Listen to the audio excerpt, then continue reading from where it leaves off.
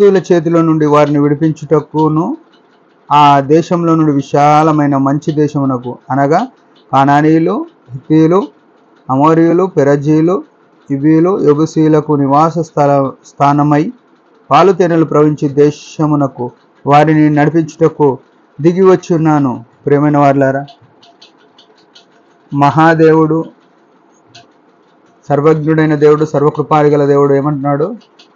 ఇశ్రాయేలీల వారు ఐగుప్తులో ఉన్నప్పుడు, వారు మొరపెట్టినప్పుడు, వారి నిట్టూర్పు విడిచినప్పుడు, వారి కష్టంలో, వారి దుఃఖంలో మొరపెట్టినప్పుడు నేను దిగి వచ్చిన అని చెప్తున్నాడు. ఈ మాట మనం గుర్తుపెట్టుకోవాలి. మనము మన పాపములకు, అపరాధములకు చచ్చిన మనము, మనకు నిరీక్షణ లేని సమయంలో వారు మొరపెట్టినప్పుడు దిగి వచ్చిన అని చెప్పిన దేవుడు మనం మొరపెట్టక ముందే యేసుక్రీస్తు ప్రభువు ఈ లోకంలోనికి వచ్చినాడు. ఆయన ప్రేమగా మారినాడు. నేను దహించు అగ్ని అని చెప్పిన ఆ దేవుడు ప్రేమగా మారినాడు. వారు మొరపెడితే వచ్చిన దేవుడు మనం మొరపెట్టక ముందే మన దగ్గరకు వచ్చినాడు. మనం ఎంత ధన్యులం! నాడు ఇశ్రాయేళ్ల కంటే మనం ఎంతో శ్రేష్ఠులం. ఎట్లా అంటే మనం అన్య జనాంగమైనప్పటికీ మనం మొరపెట్టక ముందే నేను వెతుక్కని వారికి దొరికితిని అని రోమపత్రికలు రాసినాడు. మనం అడగకముందే మనకు ఆయన దొరికినాడు. ఈవిగా, మేలుగా, ఆశీర్వాదంగా, జీవకు ఊటగా యేసుప్రభు మనకు దొరికినాడు. అయితే ఇక్కడ ఏమంటున్నాడు? ఐగుప్తుల చేతుల నుండి వారిని విడిపించుటకు అని చెప్పినాడు. అంటే ఐగుప్తు బలములో నుంచి ఆయన విడిపించడానికి ఆ దినమున వచ్చినానని చెప్పిన తండ్రి అయిన దేవుడు ఈనాడు అపవాది యొక్క కబంధ హస్తాల్లో నిత్య నరకానికి, నాశనానికి నలిగిపోయే నిన్ను నన్ను విడిపించడానికి ఆయన వచ్చినాడు.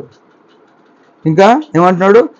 కానానీయులు, వీళ్ళందరూ, ఈ అన్ని గుంపులకు పాలు తేనెలు ప్రవహించే దేశము కానాను దేశము నాకు.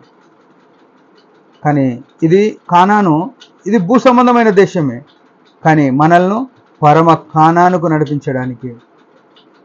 చూడండి ఎంత విచిత్రమో.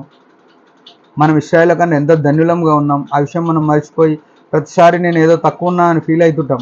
కానీ ఇక్కడ చూస్తే కానాను దేశం పరమ కానానుకు నడిపించడానికి, ఆయన మనతో ఉండడానికి, నేనే మార్గము, సత్యము, జీవమునై ఉన్నాను, నా ద్వారా తప్ప తండ్రి యొద్దకు ఎవడు రాడు అని యోహాను సువార్త 14:6లో ఆయన ద్వారా.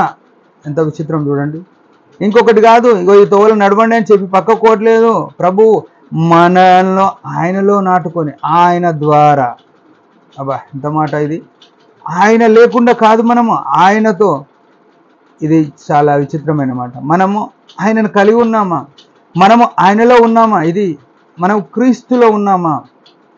బయట ఉన్నామా? మన జీవితాలు మనం సరి చేసుకోవాలి. అయితే ఇశ్రాయేలీయులను నడిపించడానికి వచ్చిన అన్నాడు, మనల్ని నడిపించడానికి వచ్చిన ఈ దేవుడు.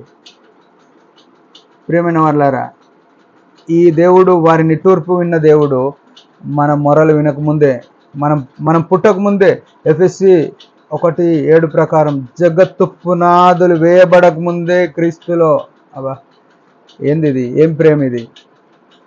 ఊహకతీతమైన ప్రేమ. అందుకే అగప్పే ప్రేమ ఆయన సిలువలో కనపరిచినాడు. ప్రభునందు ప్రియమైన వారులారా, మనం గమనించవలసిన విషయం ఏంటంటే ఆయన ప్రేమ. యేసు లేకుండా ఏది లేదు, యేసు ప్రభు లేకుండా ఏది లేదు అనే విషయం మనం గుర్తుపెట్టుకోవాలి. ఆనాడున్న ప్రేమ ఈనాడు రెట్టింపైంది. మనకు పోయబడ్డది, మన మీద ప్రేమ కుమ్మరించబడ్డది. శాశ్వతుడైన దేవుడు ఆ పరమును వదులుకొని మన దగ్గరకు వచ్చినాడు, మనల్ని విడిపించడానికి, మనల్ని నడిపించడానికి, ఆ పరమ కానాన్ని చేర్చడానికి. ఐగుప్తులు అయితే మన్నా తిన్నప్పటికీ వారు చనిపోయినారు. కానీ నా శరీరం తిని నా రక్తం తాగువాడు నిత్యజీవం గలవాడు. ఆయన శరీరము, ఆయన రక్తమే మనకు ఆహారంగా ఇచ్చి మనల్ని ఆ కానానికి నడిపించడానికి బలం ఇచ్చినాడు.